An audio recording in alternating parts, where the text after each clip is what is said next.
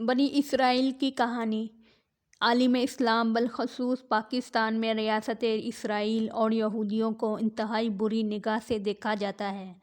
ان سے تعلق اور دوستی گناہ کبیرہ خیال کیے جاتے ہیں۔ زیر نظر مضمون میں اس بات کا جائزہ لینے کی کوشش کی جائے گی کہ اصل حقائق کیا ہیں۔ اس قصے کی ابتدا دراصل حضرت ابراہیم علیہ السلام سے ہوتی ہے۔ یہ تو آپ جانتے ہوں گے کہ حضرت ابراہیم علیہ السلام کی 2 بیویاں تھیں۔ پہلی بیوی بی بی سارہ سے اولاد نہ ہونے پر آپ نے فرعون مصر، اس وقت کے فرعون مصر کی بیٹی سیدہ ہاجرہ سے دوسری شادی کر لی، جن کے بطن سے اللہ نے آپ کو حضرت اسماعیل علیہ السلام کی شکل میں فرزند عطا کیا۔ اگرچہ کہ یہ اللہ کا حکم اور ارادہ تھا، لیکن بعض مورخ لکھتے ہیں کہ جب دوسری بیوی ہاجرہ کے ہاں بیٹا پیدا ہوا تو 2 خواتین کے درمیان چپقلش شروع ہو گئی، لہذا حضرت ابراہیم علیہ السلام بی بی ہاجرہ اور نومولود اسماعیل کو یروشلم سے کوسوں دور وادی مکہ میں اللہ کے حکم سے صفا و مروہ کے مقام پر چھوڑ آئے، اور یہی جگہ آج ہمارے حج کا ایک اہم رکن ہے۔ یعنی اگر آپ بی بی ہاجرہ کی سنت پر عمل کرتے ہوئے صفا اور مروہ پہاڑیوں کے درمیان 7 چکر نہ لگائیں تو حج اور عمرہ مکمل نہیں ہوتا۔ بی بی ہاجرہ اور حضرت اسماعیل کے مکہ چلے جانے کے بعد اللہ نے بی بی سارہ کو بھی بیٹا عطا کر دیا، جس کا نام اسحاق رکھا گیا، اور اسی اسحاق علیہ السلام کے بیٹے یعقوب علیہ السلام کی نسل کو بنی اسرائیل کہا جاتا ہے۔ یوں سمجھ لیجئے کہ اسحاق علیہ السلام اور اسماعیل علیہ السلام 2 بھائی تھے۔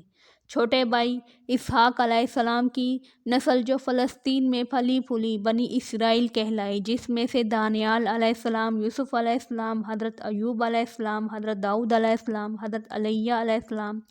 حضرت سلیمان علیہ السلام، موسیٰ علیہ السلام اور عیسیٰ علیہ السلام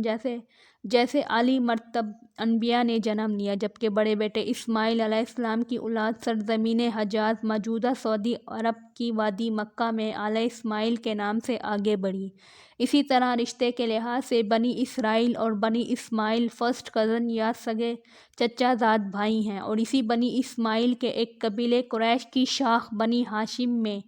خاتم النبیین حضرت محمد مصطفیٰ صلی اللہ علیہ وآلہ وسلم کا جنم ہوا۔ اب ہم اس مقام پر آن پہنچے ہیں جہاں آپ کو یہ بات بتانی ہے کہ عربوں، مسلمانوں اور یہودیوں میں جھگڑے کی اصل وجہ کیا ہے۔ جب حضرت یعقوب علیہ السلام نے ماموں کے گھر جاتے ہوئے راستے میں پتھر پر سر رکھ کر رات گزاری اور وہ سپنا دیکھا جس میں اللہ نے انہیں بشارت دی کہ میں تجھے برکت دوں گا، تیری اولاد کو کثیر کر دوں گا، بڑھا دوں گا، اور یہ زمین تیرے لیے کر دوں گا، تیرے بعد تیری اولاد کے لیے۔ اس خدائی وعدے کو لے کر یہودی یا بنی اسرائیل یہ دعویٰ لیے گھوم رہے ہیں کہ اللہ نے تو ہمارے دادا یعقوب بن اسحاق سے برکت کا عہد کیا تھا، لہذا بنی اسرائیل سے باہر بالخصوص بنی اسماعیل سے کیسے کوئی نبی آ سکتا ہے، اور یہ زمین فلسطین تو اس وقت سے ہمارے نام ہبہ گفٹ کر دی گئی تھی، لہذا ہم اب بنی اسماعیل کے نبی حضرت محمد صلی اللہ علیہ وآلہ وسلم کو مانتے ہیں، اور نہ ہی ارض فلسطین کو چھوڑنے کے لیے تیار ہیں، کیونکہ یہ ہمارے دادا یعقوب علیہ السلام کو اللہ نے خود عطا کی ہے۔ آپ کی آگاہی کے لیے یہاں یہ بھی بتاتی چلوں کہ بنی اسرائیل والدہ اسماعیل علیہ السلام بی بی ہاجرہ کو لونڈی کا درجہ دیتے ہیں۔ اسرائیلی لٹریچر کے مطابق اس وقت کے فرعون مصر نے ان کے پردادا حضرت ابراہیم علیہ السلام کو لونڈی عطا کی تھی، اور لونڈی کبھی مالکن سارہ والدہ اسحاق علیہ السلام کی ہم مرتبہ نہیں ہو سکتی۔ ان کا اپنی کتابوں میں یہ بات لکھنے کا مقصد یہ تھا کہ اسماعیل علیہ السلام کو لونڈی کا بیٹا ظاہر کر کے اپنے دادا حضرت اسحاق علیہ السلام سے کم تر ثابت کیا جائے۔ دراصل ہوا یوں کہ حضرت ابراہیم علیہ السلام تبلیغ اسلام کی وجہ سے عراق کے بادشاہ نمرود کے ظلم و ستم کا نشانہ بنے، اور تنگ آ کر جب اپنا آبائی وطن وادی بابل چھوڑنے پر مجبور ہوئے تو اپنی اہلیہ بی بی سارہ کو لے کر فلسطین کی طرف نکل پڑے۔ راستے میں مصر کا ملک آتا تھا، وہاں پہنچے تو بادشاہ مصر فرعون اس وقت کے اس کے کارندوں نے خبر دی کہ ابراہیم نام کا ایک مسافر آیا ہے، جس کے ساتھ اس کی انتہائی حسین و جمیل بیوی بھی ہے۔ فرعون کا معمول تھا اگر کسی باہر سے آنے والے شخص کی بیوی خوبصورت ہو تو وہ اسے اپنے پاس رکھ لیتا تھا، لہذا اس نے حکم دیا